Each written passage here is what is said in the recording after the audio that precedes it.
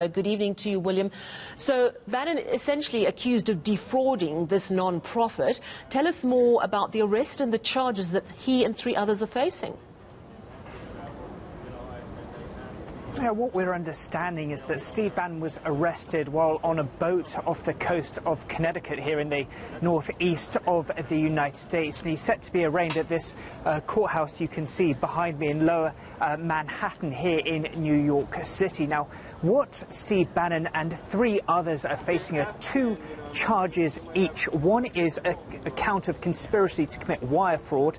The other is conspiracy to commit money laundering. Now, each of those charges carries with it a maximum of 20 years behind bars. So incredibly serious allegations being presented to these 4 individuals, including Steve Bannon. Now, we've heard from Audrey Strauss, who's the acting Southern District attorney here in the Southern District in New York, and she alleges that these 4 individuals defrauded hundreds of thousands of donors under the full pretense of wall construction. Now, it's estimated that the We Build the Wall campaign, which was set up in around December 2018, has compiled more than $25 million worth of donations. It's alleged that Steve Bannon received around $1 million to a non-profit under his name, to which it's alleged that hundreds of thousands of dollars of that money went towards his personal expenses. So incredibly serious charges being presented, but of course we're still very much waiting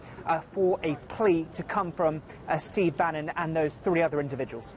Steve Bannon, once so very close to Donald Trump, of course now a vocal critic. Has there been any response from the White House to Steve Bannon's arrest?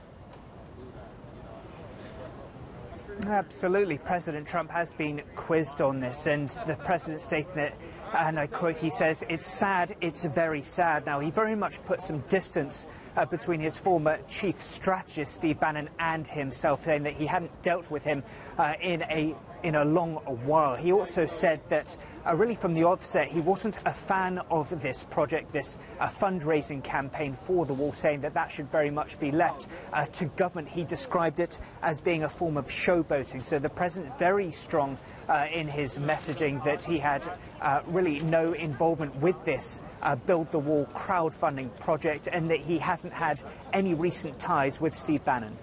Just update us on, it was such a big campaign promise for Trump, to build the wall, the border wall between Mexico and the USA. Where are we at with that wall?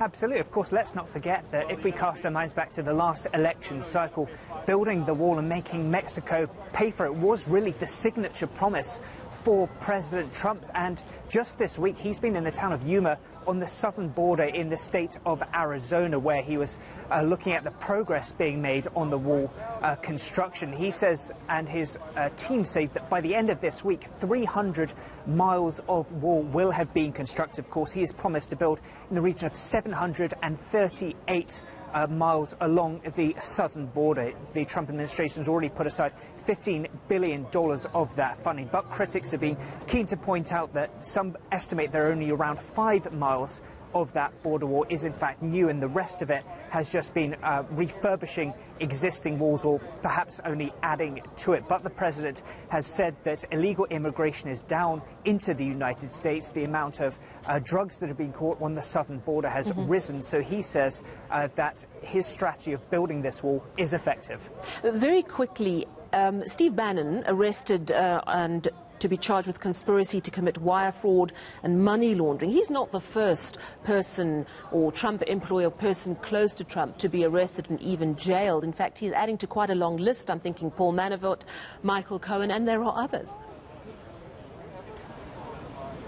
Absolutely. Among the others, Roger Stone, a political operative that, of course, President Trump has recently commuted his prison sentence. He mentioned Paul Manafort. This comes in a week where a Republican-led Senate committee really showed that they had evidence that Paul Manafort and WikiLeaks were used by Russia to help the Trump administration get into office. The president has once again reiterated this week, though, that it's a hoax. And just other names to mention, Michael Cohen, for example, President Trump's former lawyer, of course, facing time behind bars as well. So draining the swamp, which President Trump promised in 2016, is becoming under real scrutiny. Thank you very much. William Denzler joining us from New York, talking to us about the rest today of Steve Bannon.